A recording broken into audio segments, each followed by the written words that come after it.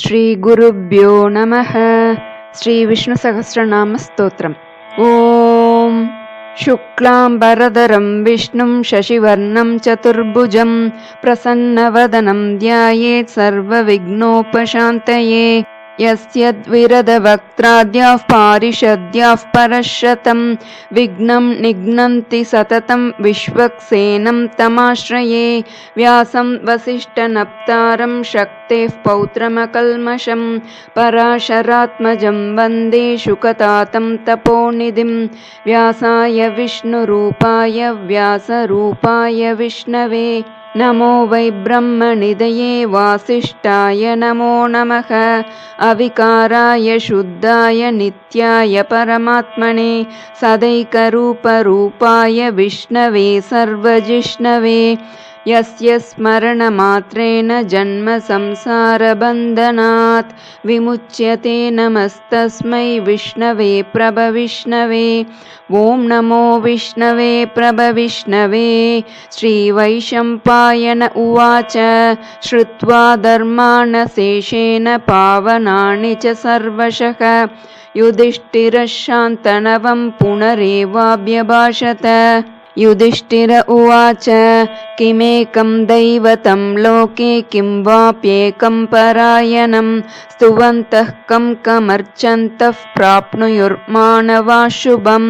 को धर्मः सर्वधर्माणां भवतः परमो मतः किं जपन् मुच्यते जन्तुर्जन्म संसारबन्धनात्। श्रीभीष्मोवाच जगत्प्रभुं देवदेवमनन्तं पुरुषोत्तमं स्तुवन्नाम सहस्रेण पुरुषः सततोत्थितः। तमेव चार्चयन् नित्यं भक्त्या पुरुषमव्ययं ध्यायन् स्तुवन् नमस्यंश्च यजमानस्तमेव च। अनादिनिधनं विष्णुं सर्वलोकमहेश्वरं लोकाध्यक्षं स्तुवन्नित्यं सर्वदुःखातिगो भवेत्। ब्रह्मण्यं सर्वधर्मज्ञं लोकानां कीर्तिवर्धनं लोकनाथं महद्भूतं सर्वभूतभवोद्भवम्। एष मे सर्वधर्माणां धर्मोऽधिकतमो मतः यद्भक्त्या पुण्डरीकाक्षं स्तवैरर्चेन्नरः सदा। परमं यो महत्तेजः परमं यो महत्तपः परमं यो महद्ब्रह्म परमं यः परायणम्। पवित्राणां पवित्रं यो मङ्गलानां च मङ्गलं दैवतं देवतानां च भूतानां यो व्ययः पिता। यतः सर्वाणि भूतानि भवन्त्यादियुगागमे यस्मिंश्च प्रलयं यान्ति पुनरेव युगक्षये।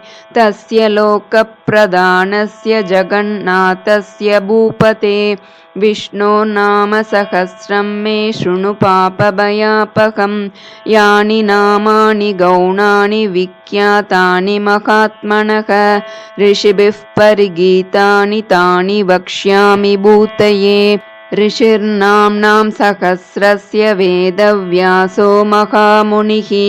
छन्दोनुष्टुप्तता देवो भगवान् देवकीसुतः। अमृतांशूद्भवो बीजं शक्तिर्देवकीनन्दनः त्रिसामाहृदयं तस्य शान्त्यर्थे विनियुज्यते। विष्णुं जिष्णुं महाविष्णुं प्रभविष्णुं महेश्वरम् अनेकरूपदैत्यान्तं नमामि पुरुषोत्तमम्। अस्य श्रीविष्णोर्दिव्यसहस्रनामस्तोत्रमहामन्त्रस्य श्रीवेदव्यासो भगवान् ऋषिः अनुष्टुप् श्रीमहाविष्णुः परमात्मा श्रीमन्नारायणो देवता अमृतांशोद्भवो भानुरिति बीजं देवकीनन्दनस्रष्टेति शक्तिः उद्भवः क्षोभणो देव इति परम नमो मन्त्रः शङ्खबृन्नन्दकी चक्रीति कीलकं शार्ङ्गधन्वा गदाधर इत्यस्त्रं रताङ्गपाणिरक्षोभ्य इति नेत्रं त्रिसामा सामगः सामेति कवचम् आनन्दं परब्रह्मेति योनिः ऋतुः सुदर्शनः काल इति दिग्बन्धः श्रीविश्वरूप इति ध्यानं श्रीमहाविष्णुप्रीत्यर्थे सहस्रनाम जपे विनियोगः ध्यानं क्षीरोदन्वत्प्रदेशे शुचिमणिविलसत्सैकते मौक्तिकानां माला क्लुप्तासनस्तस्फटिकमणिनिभैर्मौक्तिकैर्मण्डिताङ्गः शुभ्रैरभ्रैरदभ्रैरुपरि विरचितैर्मुक्तपीयूषवर्षैः आनन्दीनः पुनीयादरिनलिनगदा शङ्खपाणिर्मुकुन्दः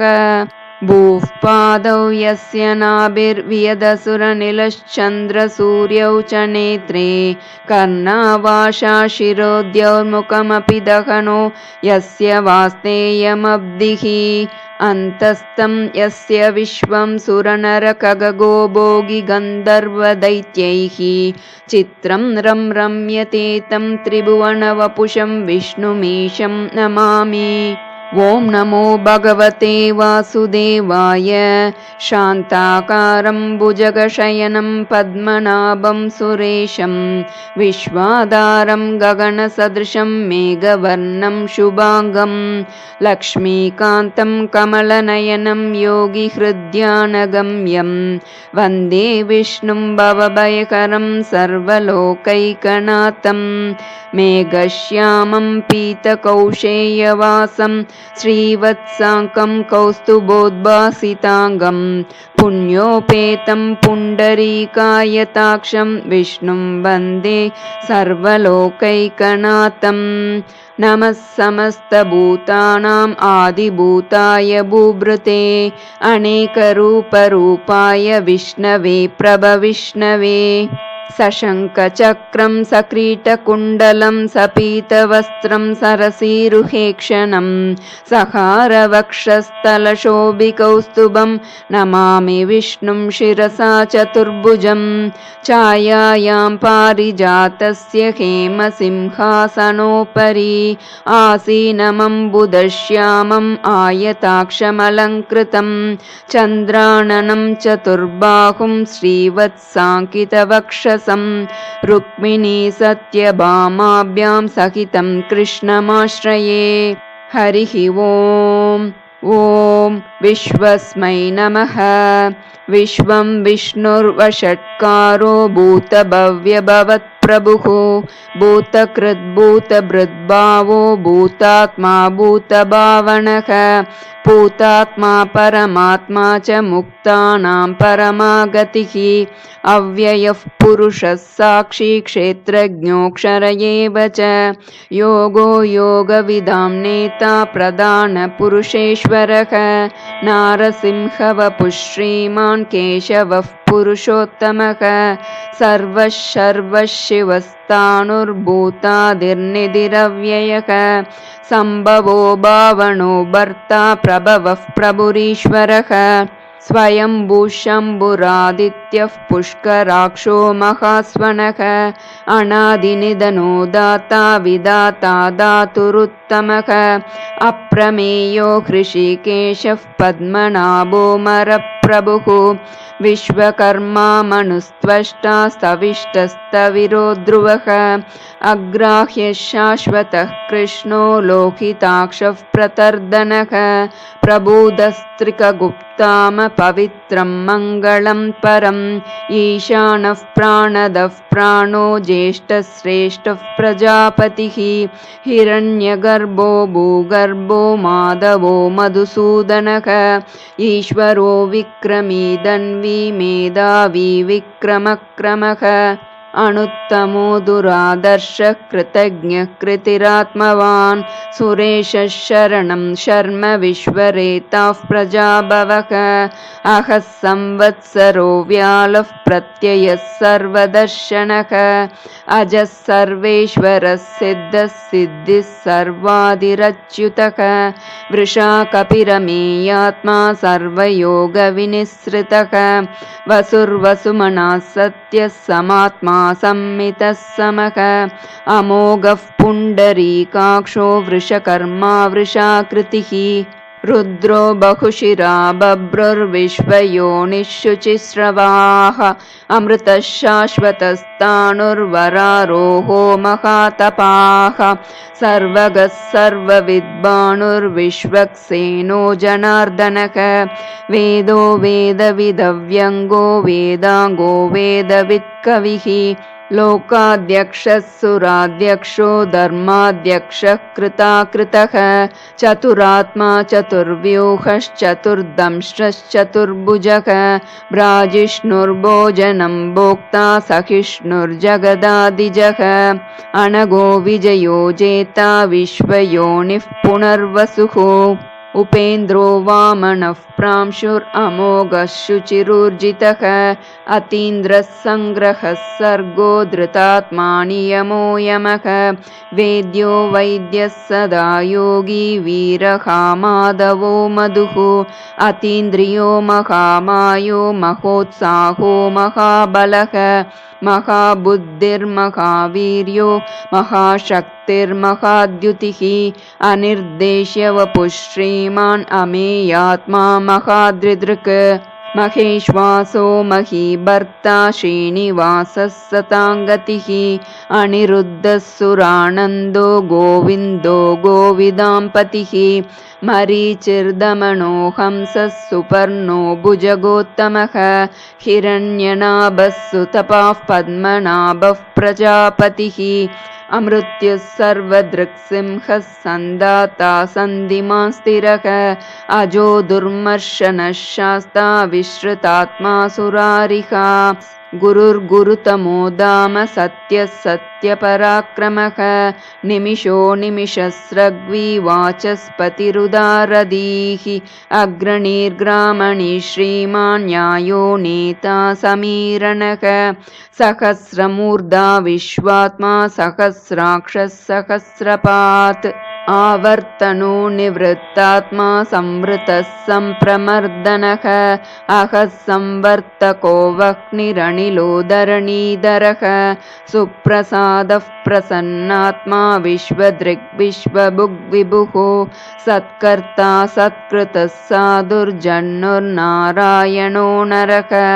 असङ्ख्येयो प्रमेयात्मा विशिष्टः शिष्टकृच्छुचिः सिद्धार्थः सिद्धसङ्कल्पः सिद्धिदः सिद्धिसाधनः वृषाही वृषभो विष्णुर्वृषपर्वा वृषोदरः वर्धनो वर्धमानश्च विविक्तः श्रुतिसागरः सुभुजो दुर्धरो वाग्मी महेन्द्रो वसुदो वसुः नैकरूपो बृहद्रूपः शिपिविष्टः प्रकाशनः ओजस्तेजोद्युतिधरः प्रकाशात्मा प्रतापनः रुद्धस्पष्टाक्षरो मन्त्रश्चन्द्रांशुर्भास्करद्युतिः अमृतांशुद्भवो भानुः शशबिन्दुः सुरेश्वरः औषधं जगतः सेतुः सत्यधर्मपराक्रमः भूतभव्यभवन्नाथः पवनः पावनो नलः कामः कामकृत्कान्तः कामः कामप्रदः प्रभुः युगादिकृत् युगावर्तो नैकमायो महाशनः अदृश्यो व्यक्तरूपश्च सहस्रजिदनन्तजित् इष्टो विशिष्टः शिष्टेष्टः शिखण्डी नहुषो वृषः क्रोधः क्रोधकृत्कर्ता विश्वबाहुर्महीधरः अच्युतः प्रतितः प्राणः प्राणदो वासवानुजः अपान्निधिरधिष्ठानमप्रमत्तः प्रतिष्ठितः स्कन्दस्कन्दधरो दुर्यो वरदो वायुवाहनः वासुदेवो बृहद्भानुरादिदेवः पुरन्दरः अशोकस्तारणस्तारः शूरः शौरिजनेश्वरः अनुकूलः शतावर्तः पद्मी पद्मनिवेक्षणः पद्मनाभोरविन्दाक्षः पद्मगर्भः शरीरभृत् महर्दिरुद्धो वृद्धात्मा महाक्षो गरुडध्वजः अतुलः शरभो भीमः समयज्ञो हविर्हरिः सर्वलक्षणलक्षण्यो लक्ष्मीवान् समितिञ्जयः विक्षरो रोहितो मार्गो हेतुर्दामोदरः सकः महीधरो महाभागो वेगवानमिताशनः उद्भवः क्षोभनो देवः श्रीगर्भः परमेश्वरः करणं कारणं कर्ता विकर्ता गहनो गुहः व्यवसायो व्यवस्थानः संस्थानस्तानदो ध्रुवः परर्दिः परमस्पष्टस्तुष्टः पुष्टः शुभेक्षणः रामो विरामो विरतो मार्गो नेयो नयोनयः वीरः शक्तिमतां श्रेष्ठो धर्मो धर्मविदुत्तमः वैकुण्ठः पुरुषः प्राणः प्राणदः प्रणवः पृथुः हिरण्यगर्भः शत्रुघ्नो व्याप्तो वायुरधोक्षजः ऋतुः सुदर्शनः कालः परमेष्टि परिग्रहः उग्रः संवत्सरो दक्षो विश्रामो विश्वदक्षिणः विस्तारस्तावरस्तानुः प्रमाणं बीजमव्ययम् अर्थोऽनर्थो महाकोशो महाभोगो महाधनः अनिर्विण्णस्तविष्टो भूर्धर्मयूपो महामकः नक्षत्रणेमिर्नक्षत्री क्षमः क्षामः समीहनः यज्ञयुज्यो महीज्यश्च क्रतुः सत्रं सताङ्गतिः सर्वदर्शी विमुक्तात्मा सर्वज्ञो ज्ञानमुत्तमं सुव्रतः सुमुखः सूक्ष्मः सुघोषः सुखदः सुहृत् मनोहरो जितक्रोधो वीरबाहुर्विदारणः स्वापनः स्ववशो व्यापी नैकात्मा नैककर्मकृत् वत्सरो वत्सलो वत्सी रत्नगर्भो धनेश्वरः धर्मगुद्धर्मकृद्धर्मी सदसत्क्षरमक्षरम् अविज्ञाता सहस्रांशुर्विधाता कृतलक्षणः गभस्तिनेमिः सत्त्वस्तः सिंहो भूतमहेश्वरः आदिदेवो महादेवो देवेशो देवभृद्गुरुः उत्तरो गोपतिर्गोप्ता ज्ञानगम्यः पुरातनः शरीरभूतभृद्भोक्ता कपीन्द्रो भूरिदक्षिणः सोमपो मृतपः सोमः पुरुजित् पुरुषोत्तमः विनयो जयः सत्यसन्धो दाशार्हः सात्वतां पतिः जीवो विनयिता साक्षी मुकुन्दो मितविक्रमः अम्बो निधिरनन्तात्मा महोदधिशयोऽन्तकः अजो महार्हः स्वाभाव्यो जितामित्रः प्रमोदनः आनन्दो नन्दनो नन्दः सत्यधर्मा त्रिविक्रमः महर्षिः कपिलाचार्यः कृतज्ञो मेदिनीपतिः त्रिपदस्त्रिदशाध्यक्षो महाशृङ्गः कृतान्तकृत् महावराहो गोविन्दः सुषेणः कनकाङ्गदी गुह्यो गभीरो गहनो गुप्तश्चक्रगदाधरः वेदास्वाङ्गोजितः कृष्णो दृढः शङ्कर्षणोच्युतः वरुणो वारुणो वृक्षः पुष्कराक्षो महामणाः भगवान् भगः नन्दी वनमाली हलायुधः आदित्यो ज्योतिरादित्यः सहिष्णुर्गतिसत्तमः सुधन्वाकण्डपरशुर्दारुणो द्रविणप्रदः दिवस्पृक्सर्वदृग्व्यासो वाचस्पतिरयो निजः त्रिसामासामगः सामनिर्वाणं भेषजं भिषक् सन्न्यासकृच्छमः शान्तो निष्ठा शान्तिः परायणं शुभाङ्गः शान्तिदः स्रष्टा कुमुदः कुवलेशयः गोहितो गोपतिर्गोप्ता वृषभाक्षो वृषप्रियः अनिवर्ती निवृत्तात्मा संक्षेप्ताक्षेमकृच्चिवः श्रीवत्सवक्षा श्रीवासः श्रीपतिः श्रीमताम्बरः श्रीधश्रीशः श्रीनिवासः श्रीनिधिः श्रीविभावनः श्रीधरः श्रीकरः श्रेयः श्रीमाल्लोकत्रयाश्रयः स्वक्षस्वङ्गशतानन्दो नन्दिर्ज्योतिर्गणेश्वरः विजितात्मा विधेयात्मा सत्कीर्तिश्चिन्नसंशयः उदीर्णः सर्वतश्चक्षुरनीशः शाश्वतस्थिरः भूषयो भूषणो भूतिर्विशोकः शोकनाशनः अर्चिष्मानर्चितः कुम्भो विशुद्धात्मा विशोदनः अनिरुद्धो प्रतिरतः प्रद्युम्नोमितविक्रमः कालनेमिनिहावीरः शौरिः शूरजनीश्वरः त्रिलोकात्मा त्रिलोकेशः केशवः केशिका हरिः कामदेवः कामपालः कामी कान्तः कृतागमः अनिर्देश्य वपुर्विष्णुर्वीरोऽनन्तो धनञ्जयः ब्रह्मण्यो ब्रह्मकृद्ब्रह्मा ब्रह्म ब्रह्मविवर्धनः ब्रह्मविद्ब्राह्मणो ब्रह्मी ब्रह्मज्ञो ब्राह्मणप्रियः महाक्रमो महाकर्मा महातेजा महोरगः महाक्रतुर्महायज्वा महायज्ञो महाकविः सव्यस्तवप्रियस्तोत्रं स्तुतिस्तोतारणप्रियः पूर्णः पूरयिता पुण्यः पुण्यकीर्तिरणामयः मनोजवस्तीर्थकरो वसुरेता वसुप्रदः वसुप्रदो वासुदेवो वसुर्वसुमनाहविः सद्गतिः सत्कृतिः सत्ता सद्भूतिः सत्परायणः शूरसेनो यदुश्रेष्ठः सन्निवासः सुयामुनः भूतावासो वासुदेवः सर्वासु निलयो नलः दर्पः दर्पदो दृप्तो दुर्धरोतापराजितः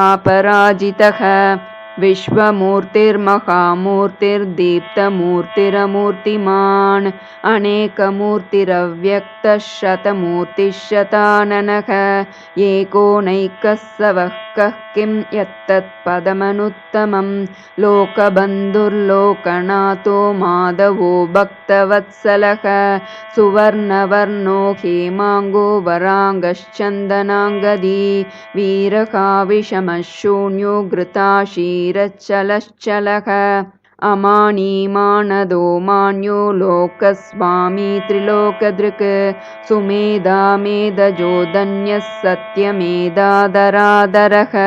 तेजो वृषोद्युतिधरः सर्वशस्त्रभृताम्बरः प्रग्रहो निग्रहो व्यग्रो नैकशृङ्गो गदाग्रजः चतुर्मूर्तिश्चतुर्बाहुश्चतुर्व्यूहश्चतुर्गतिः चतुरात्मा चतुर्वेदविदेकपात् समावर्तो निवृत्तात्मा दुर्जयो दुरतिक्रमः दुर्लभो दुर्गमो दुर्गो दुरावासो दुरारिहा शुभाङ्गो लोकसारङ्गः सुतन्तुस्तन्तुवर्धनः इन्द्रकर्मा महाकर्मा कृतकर्मा कृतागमः उद्भवः सुन्दरः सुन्दो रत्ननाभः सुलोचनः अर्को वाजनसशृङ्गी जयन्तः सर्वविजयी सुवर्णबिन्दुरक्षोभ्यः सर्ववागीश्वरेश्वरः महाह्रदो महागर्तो महाभूतो महानिधिः कुमुदः कुन्दरः कुन्दः पर्जन्यः पावनो निलः अमृताशोऽमृतवपुः सर्वज्ञः सर्वतोमुखः सुलभः सुवृतः सिद्धः शत्रुजिच्शत्रुतापनः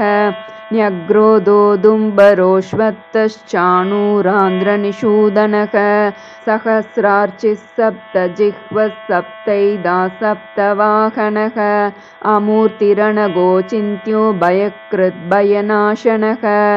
अणुर्बृहत्कृशस्थूलो गुणर्बृन्निर्गुणो महान् अधृतस्वधृतस्वास्य प्राग्वंशो वंशवर्धनः भारभृत्कथितो योगी योगीशः सर्वकामदः आशमनः शमनः क्षामः सुपर्णो वायुवाहनः धनुर्धरो धनुर्वेदो दण्डो दमयिता दमः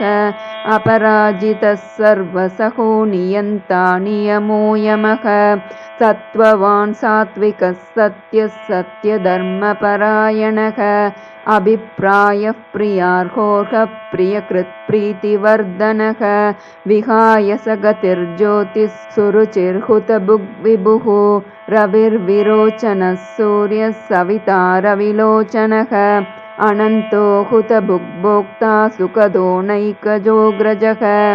अनिर्विण्णः सदामर्षि लोकाधिष्ठानमद्भुतः सनातनतमः कपिलः कपिरव्ययः स्वस्तिदः स्वस्तिकृत् स्वस्ति स्वस्तिभुक् स्वस्ति दक्षिणः अरौद्रः कुण्डलीचक्री विक्रम्यूर्जितशासनः शब्दातिगः शब्दसखः शिशिरः शर्वरीकरः अक्रूरः पेशलो दक्षो दक्षिणः क्षमिनाम्बरः विद्वत्तमो वीतभयः पुण्यः श्रवणकीर्तनः उत्तारणो दुष्कृतिः पुण्यो दुःस्वप्ननाशनः वीरः रक्षणः सन्तो जीवनः पर्यवस्थितः अनन्तरूपोऽनन्तः श्रीर्जितमन्युर्भयापहः चतुरश्रो गभीरात्मा विदिशो व्यादिशो दिशः अनादिभूर्भुवो लक्ष्मी सुवीरो रुचिराङ्गदः जननो जनजन्मादिर्भीमो भीमपराक्रमः आधारनिलयो दाता पुष्पहासः प्रजागरः ऊर्ध्वगः सत्पथाचारः प्राणदः प्रणवः पणः प्रमाणं प्राणनिलयः प्राणभृत् प्राणजीवनः तत्त्वं तत्त्वविदेकात्मा जन्म मृत्युजरातिगः भूर्भुवस्वस्तरुस्तारः सविता प्रपितामहः यज्ञो यज्ञपतिर्यज्वा यज्ञाज्ञो यज्ञवाहनः यज्ञभृत् यज्ञकृत् यज्ञी यज्ञभुक् यज्ञसाधनः यज्ञान्तकृत् यज्ञगुह्यम् अन्नमन्नादयेव च आत्मयोनिस्वयं जातो वैकानः सामगायनः देवकीनन्दनः स्रष्टा क्षितीशः पापनाशनः शङ्खबृन्नन्दकी चक्री शार्ङ्गधन्वा रताङ्गपाणिरक्षोभ्यः सर्वप्रहरणायुधः श्रीसर्वप्रहरणायुध ॐ नम इति वनमाली गति शार्ङ्गी शङ्की चक्री च नन्दकी श्रीमान्नारायणो विष्णुर्वासुदेवोऽभिरक्षतु वनमाली गदी शार्ङ्गी शङ्की चक्री च नन्दकी श्रीमान्नारायणो विष्णुर्वासुदेवोऽभिरक्षतु वनमाली गदी शार्ङ्गी शङ्की चक्री च नन्दकी श्रीमान्नारायणो विष्णुर्वासुदेवोऽभिरक्षतु श्रीवासुदेवोऽभिरक्षतु ॐ नम इतीदं कीर्तनीयस्य केशवस्य महात्मनः नाम्नां सहस्रं दिव्यानाम् अशेषेण प्रकीर्तितम् य इदं शृणुयान्नित्यं यश्चापि परिकीर्तयेत् नाशुभं प्राप्नुयात् किञ्चित् सोमुत्रेह च मानवः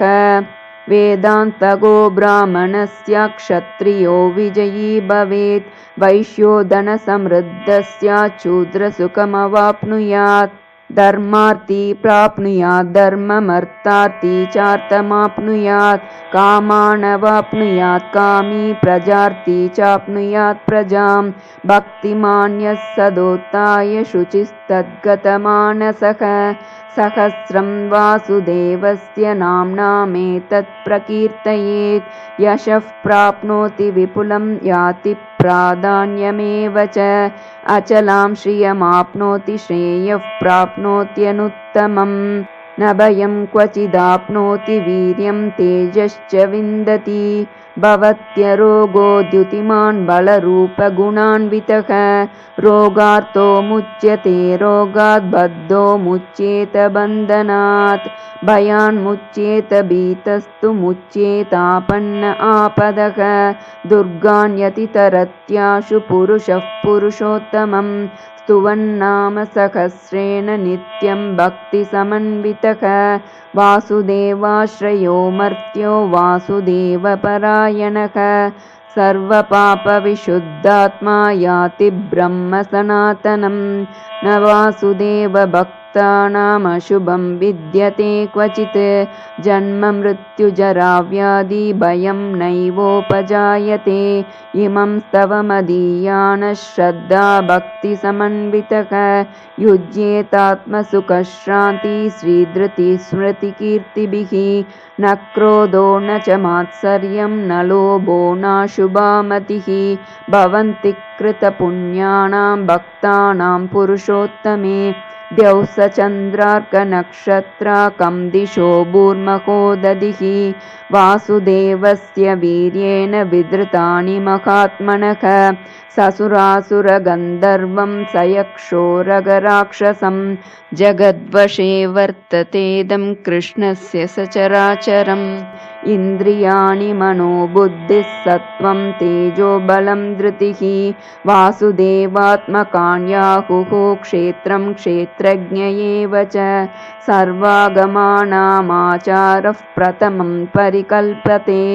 आचारप्रभवो धर्मो धर्मस्य प्रभुरच्युतः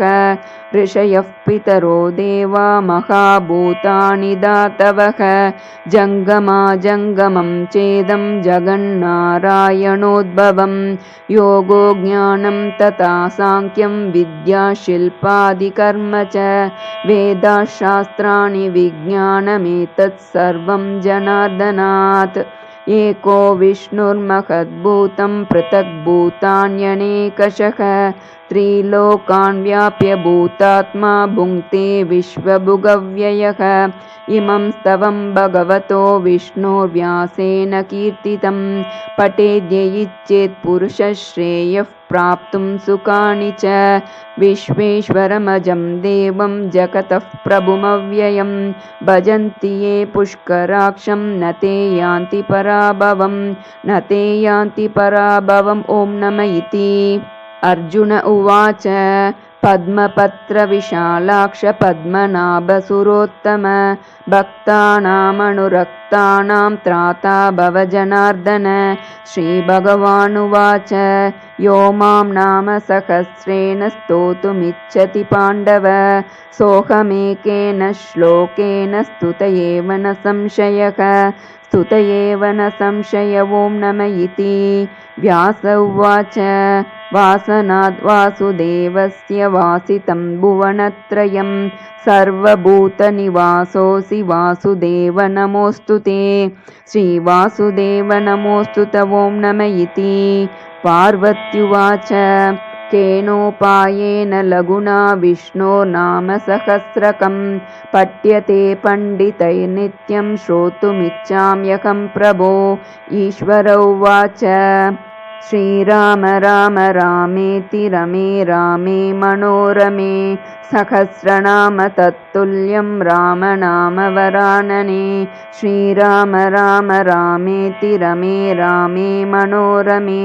सहस्रनाम तत्तुल्यं रामनाम वरानने श्रीराम राम रामेति रमे रामे मनोरमे सहस्रनाम तत्तुल्यं रामनाम वरानने श्रीराम नाम वरानन ॐ नम इति ब्रह्मोवाच नमोऽस्तवनन्ताय सहस्रमूर्तये सहस्रपादाक्षि शिरोरुबाहवे सहस्रनाम्ने पुरुषाय शाश्वते सहस्रकोटियुगधारिणे नमः श्रीसहस्रकोटियुगधारिणे ॐ नम इति सञ्जय उवाच यत्र योगेश्वरः कृष्णो यत्र पार्थो धनुर्धरः तत्र श्रीर्विजयो भूतिर्ध्रुवा नीतिर्मतिर्मम श्रीभगवानुवाच अनन्याश्चिन्तयन्तो मां ये जनाः पर्युपासते तेषां नित्याभियुक्तानां योगक्षेमं वहाम्यहम् परित्राणाय साधूनां विनाशाय च दुष्कृतां धर्मसंस्थापनार्थाय सम्भवामि युगे युगे आर्ता विषण्णा शिथिलाश्च भीताः घोरेषु च व्याधिषु वर्तमानाः सङ्कीर्त्य नारायणशब्दमात्रं विमुक्तदुःखा सुखिनो भवन्तु आर्ता विषण्णा शिथिलाश्च भीताः घोरेषु च व्याधिषु वर्तमानाः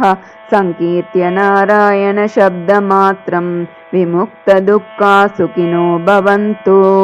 कायेन वाचा मनसेन्द्रियैर्वा बुद्ध्यात्मना वा प्रकृते स्वभावात् करोमि यद्यत् सकलं परस्मै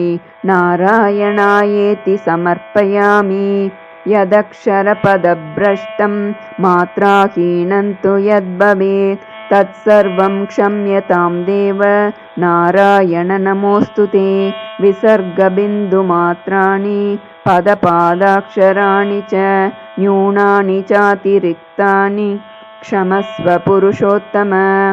इति श्री विष्णुसहस्रनामस्तोत्रं सम्पूर्णम्। हरिः ओम्। सर्वं श्रीकृष्णार्पणमस्तु।